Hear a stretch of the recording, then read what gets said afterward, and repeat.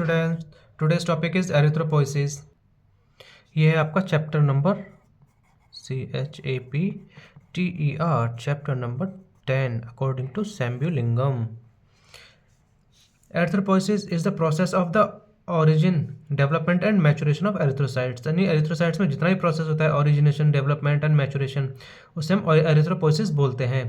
Sites क्या क्या हो सकती है एरिथ्रोपोइसिस की, मतलब कि फेटल लाइफ में, एडल्ट एज में क्या क्या हो सकता है इसमें। In fetal life it occurs in 3 stages: mesoblastic stage, hepatic stage and myeloid stage. Hepatic firstly बात पढ़ेंगे mesoblastic stage. During the first 2 months of the intrauterine life the RBCs are produced from mesenchyme of yolk sac. यानी कि intrauterine life की जो first 2 months होते हैं, RBC कहाँ से प्रोड्यूस होती है? मीजनकाइम सेल से।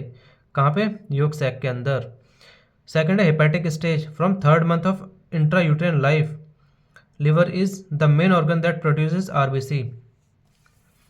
Spleen and lymphoid organs are also involved in erythropoiesis. जो spleen और lymphoid organs होते हैं वो involved होते हैं किसमें? erythropoiesis में, यानी प्रोडक्शन ऑफ RBCs में। अब बात करते हैं third, myeloid stage. During the last 3 months of intrauterine life the RBCs are produced from red bone marrow and liver. यानी कि लास्ट के जो 3rd month होते हैं इंट्रायूट्राइन लाइफ के, उसमें क्या होता है? Red bone marrow and liver से प्रोड्यूस होती है आरबीसीज।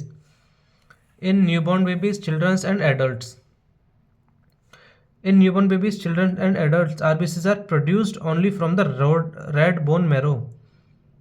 यानी कि after birth, children and adult, इन 3 स्टेजेस में क्या होता है? रेड बोन मैरो से आरबीसी का फॉर्मेशन होता है। अब बात करते हैं एज के according. Up to the age of 20 years, यानी कि 20 साल तक की एज में क्या होता है? RBCs are produced from red bone marrow. Red bone marrow कहाँ का प्रेजेंट होता है? Long bones and flat bones में। तो रेड बोन मैरो से ही इसका प्रोडक्शन होता है 20 years की एज तक। आफ्टर 20 years एज क्या होता है? RBCs are produced from membranous bones like vertebra, sternum, ribs, scapula, iliac bones and skull bones. 20 साल की एज के बाद ये सब जो बोन्स होती हैं, यहाँ से आरबीसीज का प्रोडक्शन होता है। अगर bone marrow, if bone marrow is destroyed और फिब्रोज्ड देन लिवर एंड स्प्लीन में प्रोड्यूस द ब्लड सेल्स। यानी कि अगर किसी का बोन मैरो डिस्ट्रॉय हो जाए किसी भी रीजंस की वजह से, फिब्रोज्ड हो जाए, तो क्या होता है? लिवर और स्प्लीन प्रोड्यूस करते हैं ब्लड सेल्स को। अब बात करते हैं प्रोसेस ऑफ एरिथ्रोपोइसिस कैसे होता है। Uncommitted pluripotent haemopoietic stem cells होते हैं, किस में कन्वर्ट होते हैं? Committed pluripotent haemopoietic stem cells में। तो उसके बाद इसका डिवीजन होता है 2 जगह पे। कहाँ पे? Firstly lymphoid stem cell and secondly colony forming blastocytes में। अब जो लिम्फोइड स्टेम सेल्स होती हैं वो क्या करती हैं? लिम्फोसाइट्स बनाती हैं। इस तरीके से लिम्फोसाइट्स बनाती हैं लिम्फोइड स्टेम सेल्स। अब जो बाकी की बची हुई है क्या है? कॉलोनी फॉर्मिंग ब्लास्टोसाइट बचा हुआ है। ये क्या होता है? ये डिवाइड होता है 3 पार्ट्स में: colony forming unit E, colony forming unit GM, colony forming unit M। तो कॉलोनी फॉर्मिंग यूनिट E जो होती है क्या करती है? आरबीसी का प्रोडक्शन करेगी। कॉलोनी फॉर्मिंग यूनिट GM होती है, ये 2 पार्ट में डिवाइड हो जाएगी: granulocyte, G for granulocyte, M for monocyte. तो ग्रेनुलोसाइट में क्या क्या आता है? Neutrophil, basophil and eosinophil. और जो बाकी का बचता है CFUM, colony factor unit M क्या करता है? मेगाकैरियोसाइट में कन्वर्ट होकर उसके बाद क्या बनाएगा? प्लेटलेट बनाएगा। इस तरीके से आपका एरिथ्रोपोइसिस का प्रोसेस कंप्लीट होता है। अब बात करते हैं स्टेजेस की एरिथ्रोपोइसिस के। फर्स्टली क्या होता है?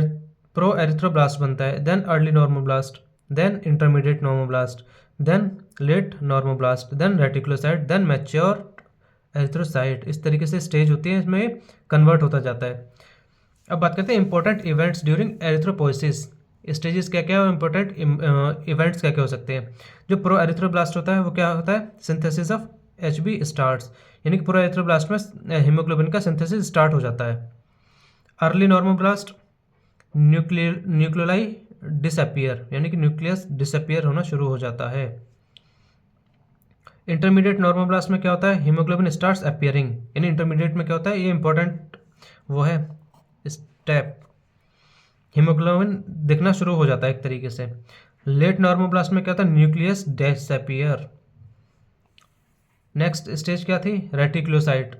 रेटिकुलोसाइट में क्या होता है? Cell enters capillary from site of production, यानी कि जहाँ पे प्रोडक्शन हो रहा है वहाँ से वो कैपिलरी में एंटर होना शुरू हो जाता है यहाँ इस स्टेज में।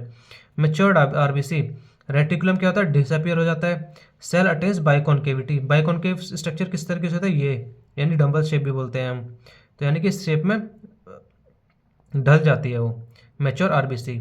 ये था आपका complete erythropoiesis. Thank you so much.